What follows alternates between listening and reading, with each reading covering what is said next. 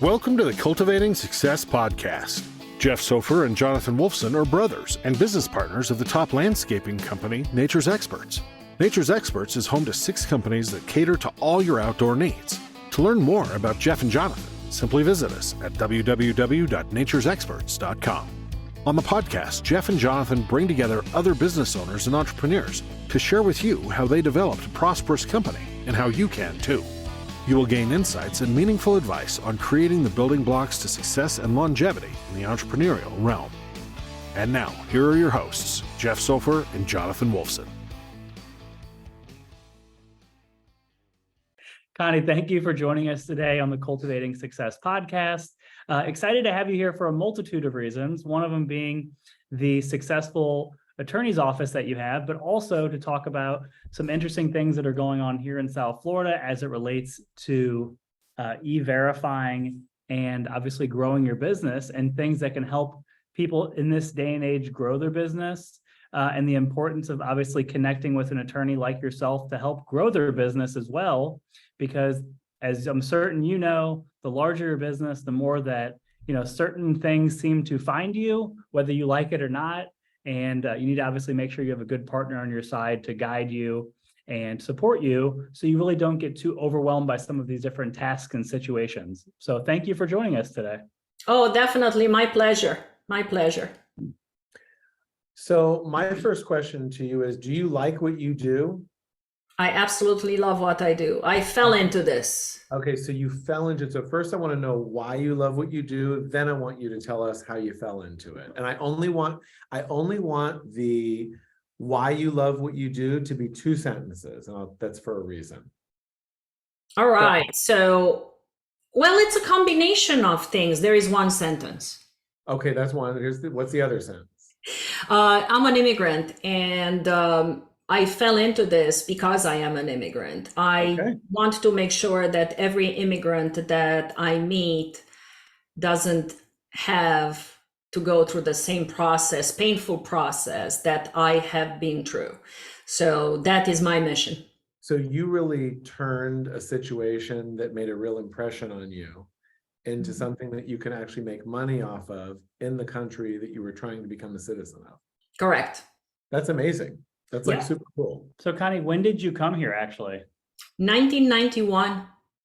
And did you have a background at that time? You look very young, by the way, so I don't want to age you. Thank you. It's all the Zoom filters. We'll like those. Yeah. It's the lighting here, by the way. Yeah. His hair isn't that gray. Yeah, it's more silver. Yeah.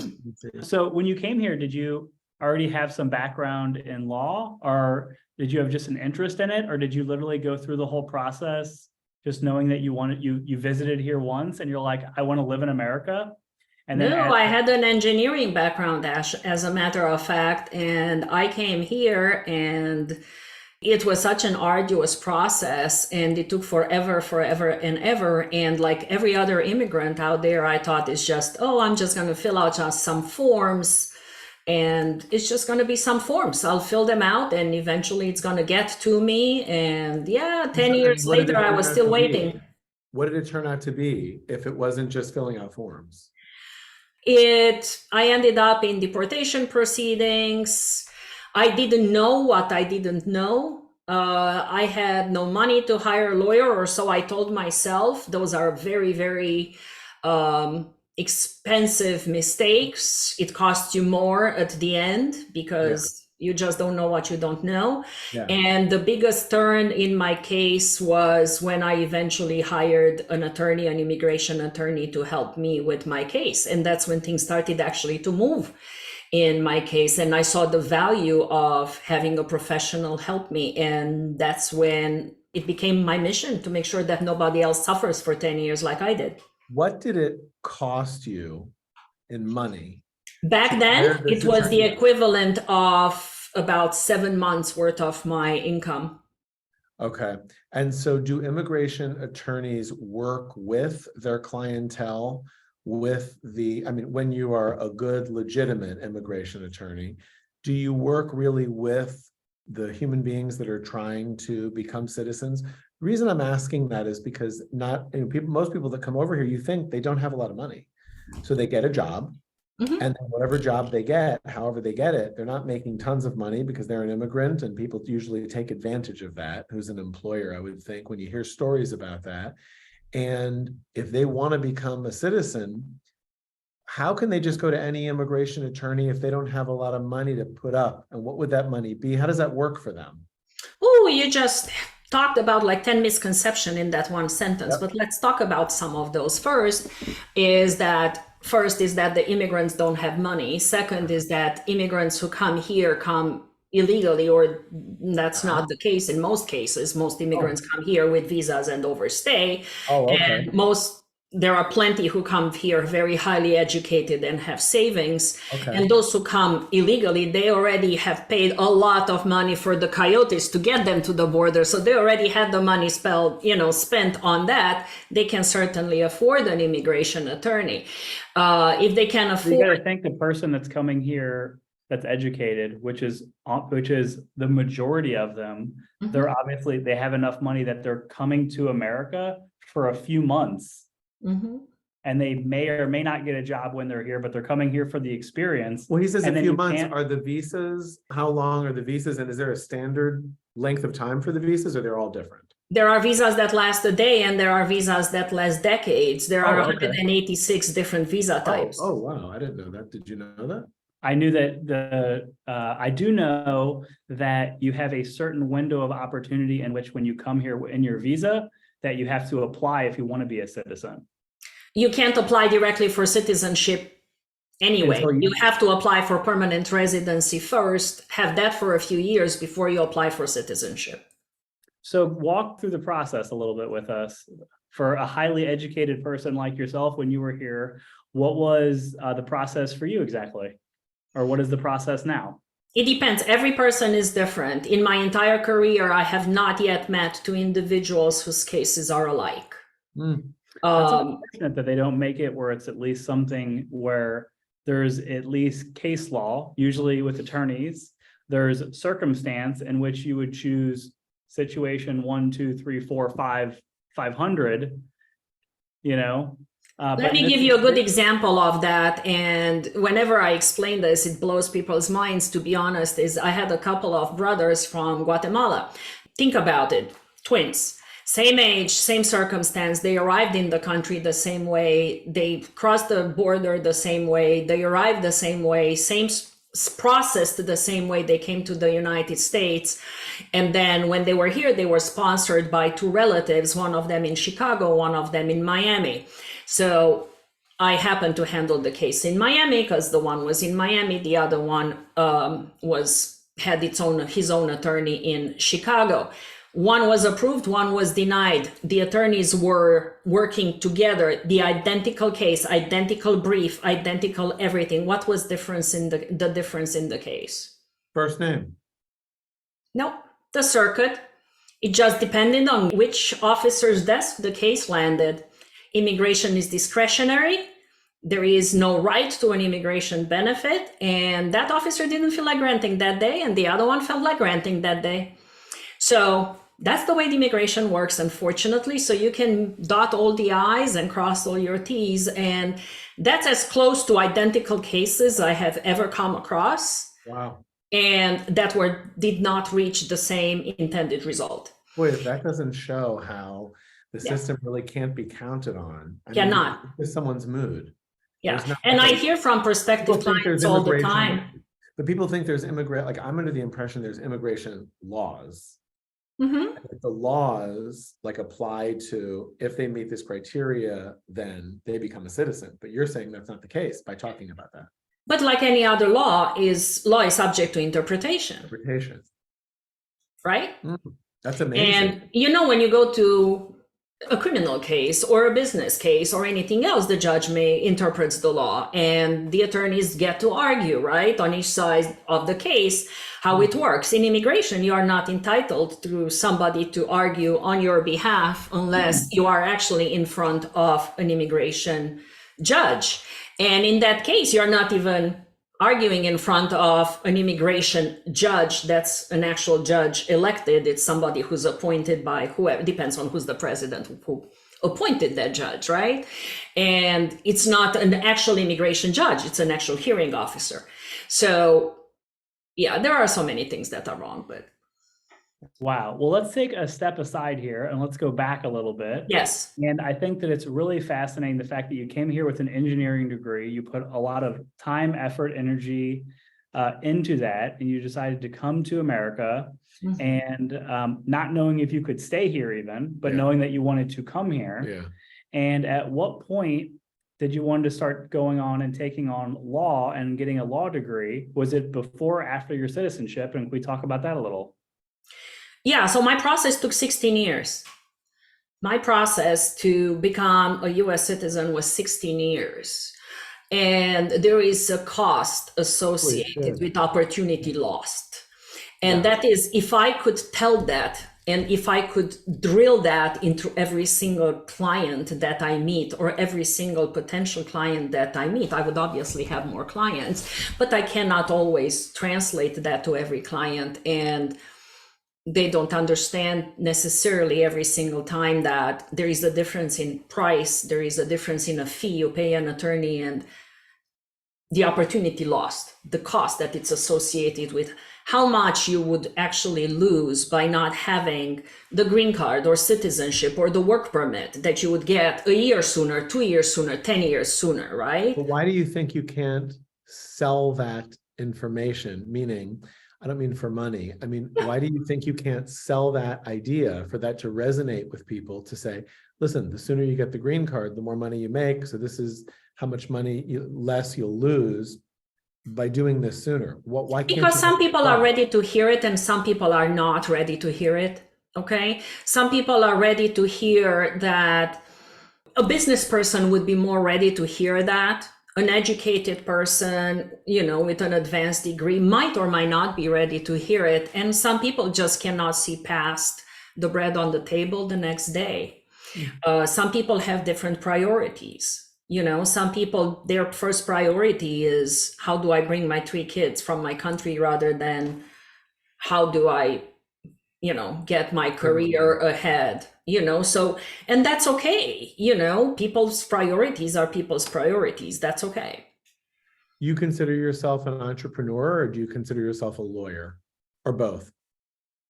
I don't think you can be one without being the other, because you can only be, if you are just a lawyer, then you are employed by someone else.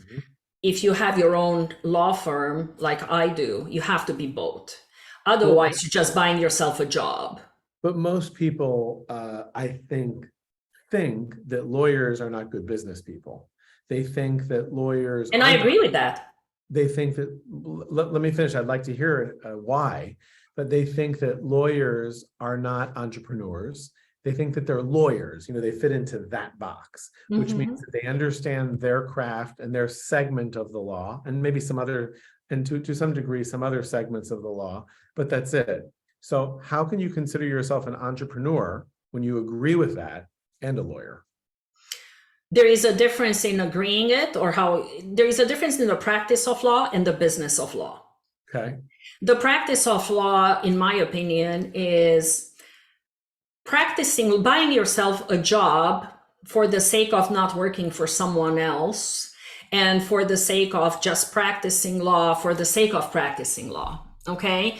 And for the sake of loving your craft and the freedom that it gives you in having your own schedule. My mission as an entrepreneur is to build a firm in which my goal is to be as successful as I can, not necessarily for the profit, but for what the profit allows me to do for the majority of the people. How many more people can I help by being more profitable?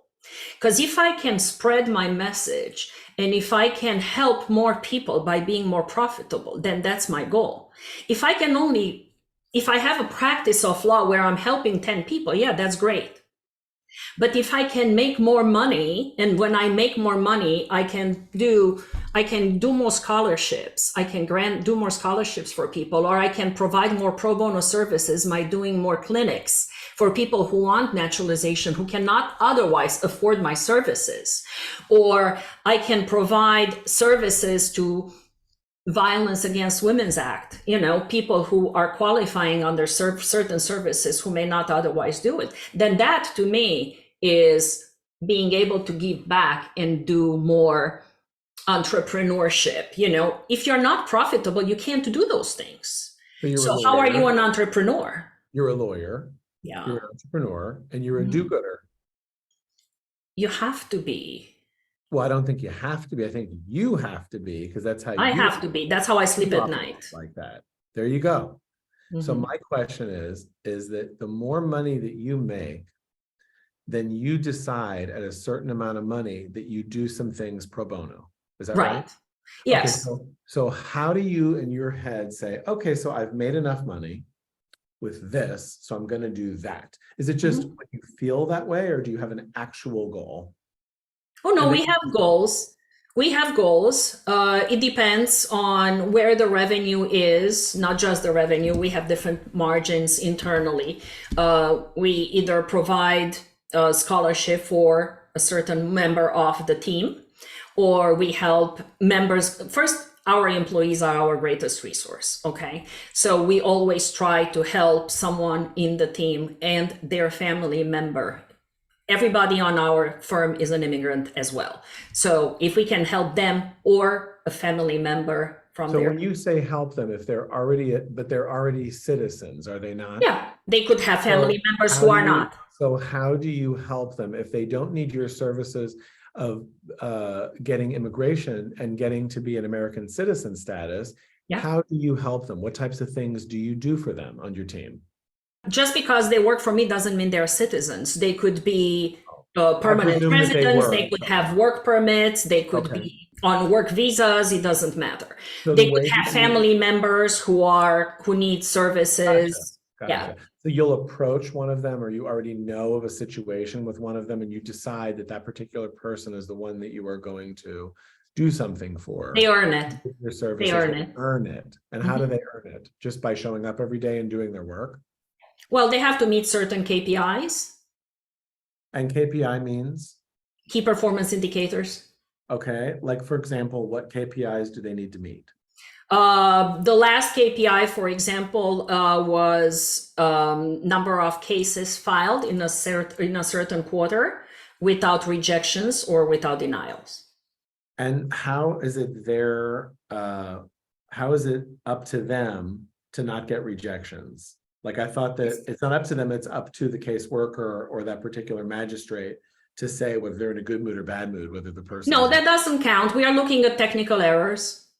Oh, okay. So in other words, you're saying... within their control. The cases that they file, the ones that you have to tell them to correct, if they don't have to do anything like that, and if everything is, let's call it, for lack of a better word, perfect, then that means something to you, because it's less what you have to do. Yes. That's very interesting. We could apply that at our business, I think. Well, I think that any smart entrepreneur does, it is wanting to make sure that you reward people that are doing a good job. You first ultimately need to take care of your own people. And the people obviously that do the best by you are the ones that make the least mistakes. Like, you physically can see the value that they bring to the table every single day. And as far as your mission is concerned, it really revolves around with helping people. So obviously helping more people equals more dollars, but the more people you help, the more people you can employ. The more people you can employ, the more people you can help, and the more money that you can make. And then obviously from that point, there becomes discretionary income and ways that you can figure out to best utilize the money. But, the best way to utilize the money obviously is definitely by being philanthropic and just choosing at certain points to be able to help. But I think in your particular situation, the more people you can help immigrant to immigrant, you're doing the best thing you can do by them, because you are somebody who is gone through the worst process in the worst possible way, and you have the best tools to help them figure out how to navigate this process that's probably not much better than the one that you went through, to give them the best success for them. But she has a service that she can offer, which is money, and there is value in it, of course, but she doesn't actually have to reach in and grab actual, like write a check, so to speak, to give to someone. She's looking to reward them by the service that she provides to her clients. She will do it for her team. We can't provide that service to our team. We have to our team, they want to be rewarded with a check. It's all money though, because if she has to spend 3 hours of her time, is different. it's the same thing though. I don't think it's the same thing. Well, a couple of comments there. There are also a couple of other things. It's not always in terms of services. We do offer, for example, scholarships. So that's an actual check that we write. So we offer some scholarships to others, but we surveyed our employees. I think it was 2 years ago that we did it last time, on how they prefer to be rewarded. And you would be surprised, actually 60% of employees did not prefer to be rewarded with cash. Really? Yes. So I would actually encourage all business owners out there to do. How do they want to be rewarded? How do they? Some of them want time off. Some of them, believe it or not, they just want a change in title. Okay. Some of them want recognition. Some of them want just a different way of communicating with the employer. I mean, you would be surprised how many of them do not value the cash as much as you would think. To me, it came as a shock, because I always thought, let's just throw cash at the problem, or let's just reward it with cash, or let's just... That's all you can do with the problem, is throw money at it. When you don't have a problem person, you don't have to throw money at it. You can just do the right thing. And if someone is doing a good job and doing what they should do, what would anyone want if they were doing that? Well, you know, as an employer, what fair compensation is and above average compensation is. Right. The thing is, if you're always doing the right thing, then you don't have to worry about that. And there's really other things, obviously, you know, if you have a paralegal, paralegals make between X and Y. Right. If you're an okay one, you make X. If you're a really great one, you make Y. You know, the proof is ultimately, for your case, in the numbers in which you transact and the errors that you do it. So if somebody does the most and they have the least amount of errors, their money shouldn't actually have to correlate that way for them to make more money. That should be obvious, because they're generating more revenue for the company, and their reward that's going to keep them to stay there has to be unique and different and personal to keep them to stay. Yeah, we do monthly surveys of our entire team, including the contractors, sometimes, not all the time. And sometimes it's on management style. Sometimes is in what benefits they want. Sometimes is in what, depending on the topic for the month. And sometimes it does help. For example, towards the end of the year, a couple of months ahead, we look to see, do we need to change the benefit packet? Do we need to, for example, this year, we would be looking into, do we need to change the flexible spending, or do we need to tack on something else, right? Every year it's something different. So we look at that on a monthly basis. Some years we had, a few years back during the pandemic, we had a little bit of a turnover problem. And it turned out that it was due to an issue that I didn't know. It was a software issue. They were just very frustrated with one of the apps we were using. And none of them ever brought it up to me. I had no idea. It was something simple. It's necessary to survey everybody every month. Well, it's not necessary, but it was 6 questions that they needed to answer, and it's every month. It comes from my payroll company. I don't even set up the questions. And it was just something super ridiculous. And I think that I'll tell you something, that little detail, because I was just thinking, I would never send something from John or I asking them those questions, because I just think you're setting yourself up for them wanting the stuff right away and feeling like you're not just asking them questions, but what of these things are they getting?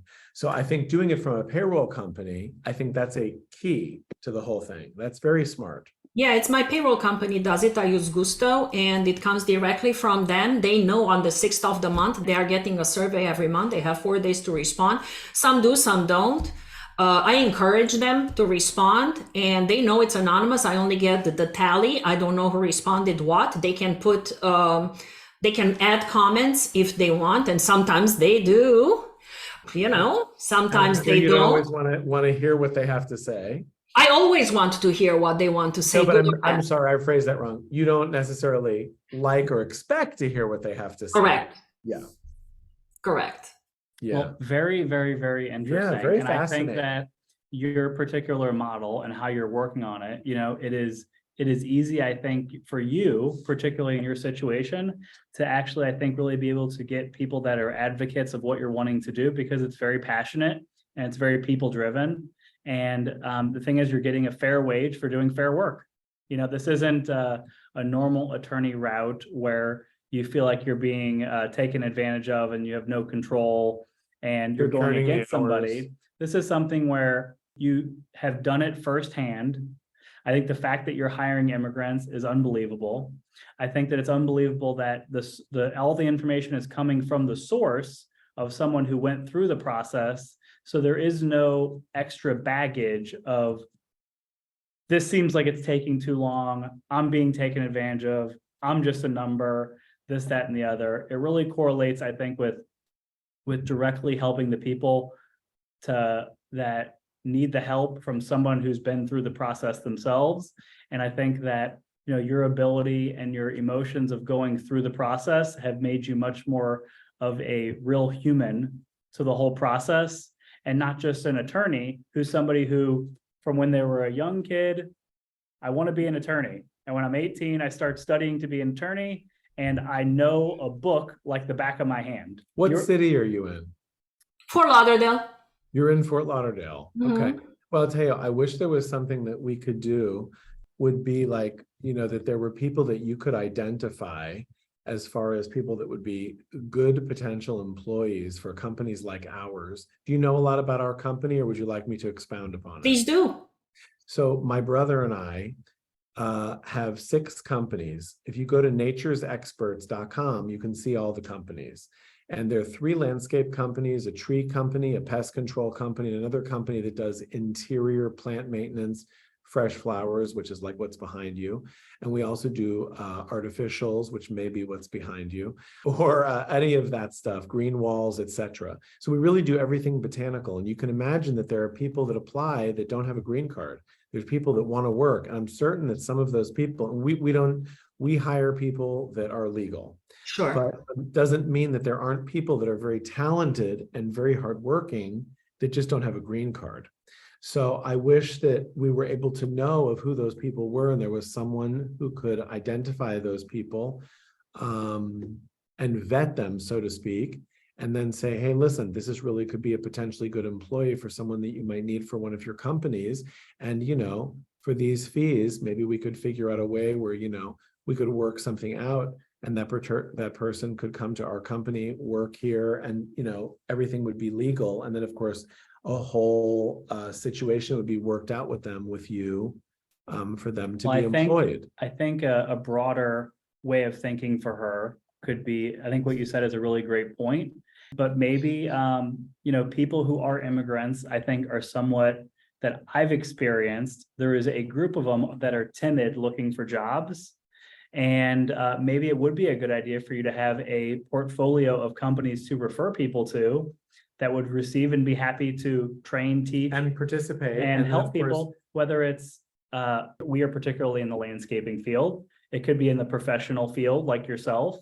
It could be somebody who's doing clerical work. It could be housekeeping. It could be warehouse work. It could be anything. But maybe that would be a really good thing also to offer your people that you're helping, is a path of, if you haven't found a job, it's very important that you find a job. These are some people that you can particularly, that I know that have done good by people, that particularly could help you find a job or refer you to a job. How many of these clinics do you put on a year?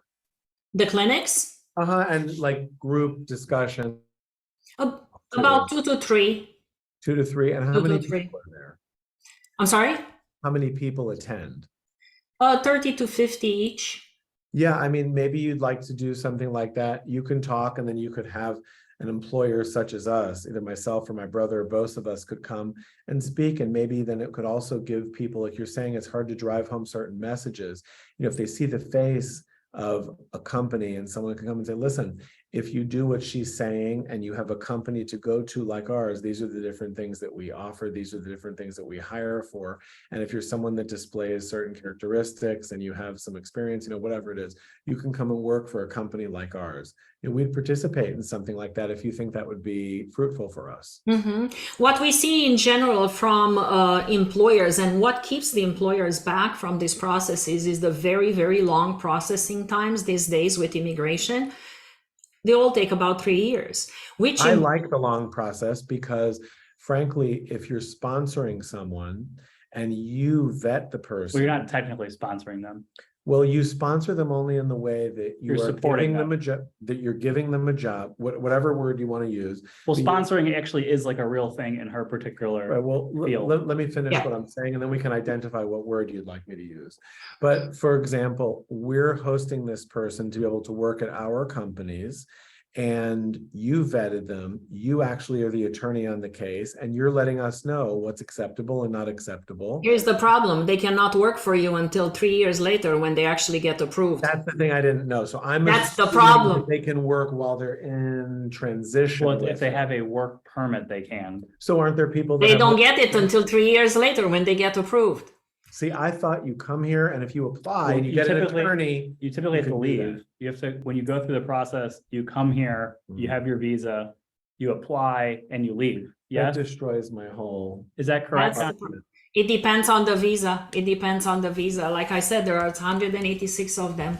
Okay. So it really depends. And the biggest problem is which employer is going to spend 10 to 15 grand per employee in the hopes that in 3 years, because they have the business Oh, need yeah. now. No, I understand. You Yeah. have the business need now. You're going to spend hoping that you get 10 employees. Right, no, I presumed that when they hire you, that there's some sort of temporary work card. No, none. That's what I thought. Okay. So That's then the then problem. you know what classification we use for what I was saying? There is none. Because I was wrong in thinking that they actually No. did get something like that and they don't. So it's much easier with, it depends really if getting professionals, you're getting, professionals. Certain countries have certain visas available only to people from that particular country, Right. So there are ways, but then you're cutting out such a huge portion of talent, who could otherwise be able to work. Sure. It's just, so everything is really individualized per person. And then we get so many calls from employers. It's like, I found this ideal candidate. And then I'm like, where are they from? Wow. And how did they enter the country? And how long they've been here? And 3 questions and I'm done with them. I'm like, can't do it. I saw the movie yesterday, Sound of Freedom, Mm-hmm. and it was very heart-wrenching and very amazing. And it's about human trafficking.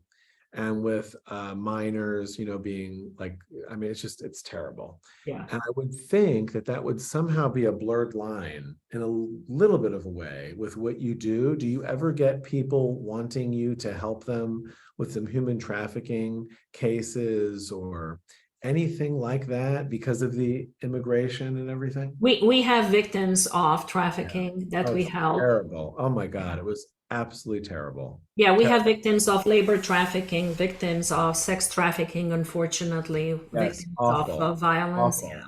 Disgusting. Which leads to it is because you can't, even if you want to get away, you can't get away. You can get away temporarily, Yeah. right? You could come to the country temporarily. And then as your permit expires for whatever amount of time that they choose to give you, 1 day or 10 years, you have to go back and then you're back in the same situation again, which is really unfortunate because like you said, there's a lot of really great, intellectual, smart, capable people that could really help this country and move it forward that we're really not able to get. And this country can attract really great people. It's hard. It's hard. You know what a lot of people, I think, wake up in the morning and take for granted, I certainly do, is being born in this country. Yeah. Just being born here. If you are Even- lucky enough to be born here, and there's only, a certain amount of people on the earth that have been born here, and then the other segments have not been born here. But to just be born here, I think it's like a miracle just to be born here. Absolutely, And I think absolutely. Look, I almost wasn't every born single here. I'm a American, citizen. including myself, completely takes that for granted. I'm a citizen, and I wasn't born here, and I will never feel what it's like to have been born here. Right. Even though I have all the rights, privileges, and all the other ones, and I will still never feel like my husband does, for example, or my daughter, right? I mean, like, just that's enough to get someone to spring out of their bed in the morning to be thankful. You know what I mean? If you really think about it, Yeah. it's really unbelievable. You're really like a chosen person almost, in a way, to be born here, to be lucky enough to be born. You just don't have the problems that a lot of other people have, either in other countries or problems of what it would be like to actually be living here without the constraints of having to leave. And then we have those who are here and then they forget where they came from. Yes, that's right. So Connie, the next thing I'd like to touch on, which I think would be very interesting, is you were an engineer and then an attorney. So where did you find your entrepreneurial bug that made you want to be somebody that is ambitious ultimately for yourself and for other people and for your family? When did that really kind of strike you? Because just becoming an attorney doesn't make you an entrepreneur yet. Wanting obviously to grow a company and to a larger company does, but obviously you had a long time before you actually got your law degree. And then obviously you've come a long way with the team that you developed to this point. So when did it really strike you that you felt like you were an entrepreneur? Because I would say most people, not knowing where you can go because you don't know if you're going to stay or to leave. You don't know how much you need to apply yourself because you might apply yourself too much and it might be taken away. So how does that correlate to you? It starts with survival. So when I came, you have no papers, you don't have a choice. You do what you need to do to survive. So I had businesses for as long as I remember. I mean, you don't have papers, nobody's gonna employ you. So you just open a business. You have to do what you have to do. And I opened a few businesses. And then eventually when I did get my work permit and I was able to legally work, I worked doing disaster recovery for IT on Wall Street. I handled 400 plus server farms. And I did that for a very long time. And then I burned out. And I went to law school because I said, it's going to be much easier than me continuing to work on Wall Street because I'm burnt out. And it was easier going to law school for me. So to me, going to law school was somewhat of a vacation. Don't get me wrong, it was hard. Okay, don't get me wrong. But compared to working nonstop, it was still a vacation. I do not remember the first 10 years of my daughter's life because I was working nonstop and I still had a business on top of that. I mean, this was back when, you still had beepers and, all that. And I had the black car in front of my house nonstop because a server would always crash. So I did that. So I went to law school when I was my 40s and, I opened my law firm right out of law school because when I graduated, crash 2008 happened and nobody was hiring. It's like have it though, someone who opened up multiple businesses before you were actually able to is somebody who has a desire that can't be matched. And the thing is that you were able to suppress it for the greater good to go back to school, but then you were just ready to unleash it when you were done. You just do what you need to do. You do what you need to do. You have the end in mind. You work backwards from the end in mind. Did you pass the bar the first time you took it or did you fail? Oh no, I passed. I took 2 bars. I passed Florida and New Jersey. I took both of them. And do you need the New Jersey bar now? No, I took the exam because just in case I didn't pass Florida, I was going to have New Jersey, but I passed both and then I never signed on to the New Jersey. But yeah, plan A, plan B all the time because... We have a niece who's taking it tomorrow and Wednesday, the Florida bar. Oh yes, good luck. She's very worried. Of course. Yeah. Yeah. So I did that and business. That's it. Well, what an entrepreneurial journey. And the last thing that I'd like to touch on is something new in Florida. that was signed is the e-verifying. And I wanted to get a perspective from you and from what people that you help with, how they feel about towards the process. So for the people that don't know, e-verifying is a website. You ultimately put in a prospective employee's information into it, and it gives you the information if the person is legal or not legal to be hired, correct? More or less, yes. E-Verify has always been there. They just made it mandatory, okay? Correct. Now, let's put it this way. It's mandatory for those companies with 25 or more employees, okay? So those who have less than that, it's not mandatory for them, okay? Now, in states that this has been required for a long period of time, is it really enforced? Not really, okay? We don't know how enforced it's going to be in Florida either, okay? So we just have to wait and see approach. I encourage every employer to follow the law and do what they need to do to be in compliance, because as a lawyer, I can only advise you to follow the law. But it's a wait and see. It's interesting when you say that, because if you are a company over 25 people, and let's say you hire 5 more people, and you only put 4 through the process and you don't do the 5th one for whatever reason that you forget or don't do it or choose not to do it even, what is the penalty even going to be? And how would they even find out that you did said task even? You know, so it really is a gray area. I didn't even think about that, because so you'd have to get, especially because most people's payrolls are going up and down, less people, more people. There's a deadline that you didn't have to do it. So it's like, it's a very subjective thing where. Because remember, you have to declare, you have to file the new hire reports, right? And you have to do the new hire reports. You have to do the quarterly reports. You are going to report the new hires and whatever. Now, assuming you have the new hires and then how many employees you have to let go that quarter. And I'm no accountant, so I don't know what reports you need to fill out on a quarterly basis. Talk to your accountant, tax person about that. Okay, at some point the numbers won't match. So it's really something that depending when you hire or you fire, and it's really going to be something that there probably won't be anything where there's repercussions yet for maybe a year, because enough time has to go by where there's enough data and enough repeated people put through the system. Yeah. And then there has to be someone that blatantly disregards the system, in which they can actually create case law to figure out how to punish, how to track, how to, you know. Yeah. Because right now it's very circumstantial, and it's kind of try to do it. And if you don't do it, there is a penalty, you know, so it's very interesting. Have you got a lot of people that are concerned about companies using E-Verify? No. Interesting. Yeah. I think I got one client who called. One. I think you're the second one who asked. Really? You know, hey, listen, it only came up from me is because it came up from some of our employees, but you know, you never know how the chain kind of works. Of if maybe if somebody in their household is concerned, it could have been somebody that is wanting to start the process of becoming legal, and they're not illegal, they're illegal right now.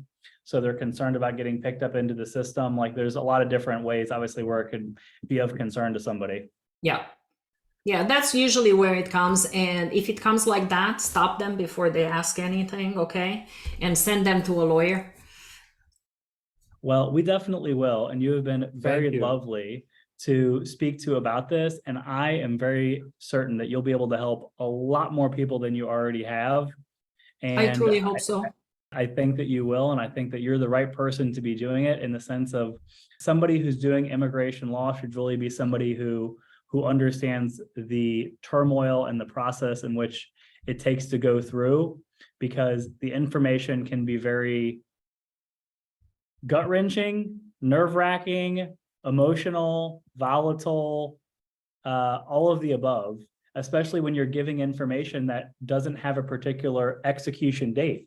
It's not like everything is like, oh, they respond in this amount of time, and then they do this, and then they do this, and then they do this. You have all the applications and the processes that they go through, but there's no timeline behind it.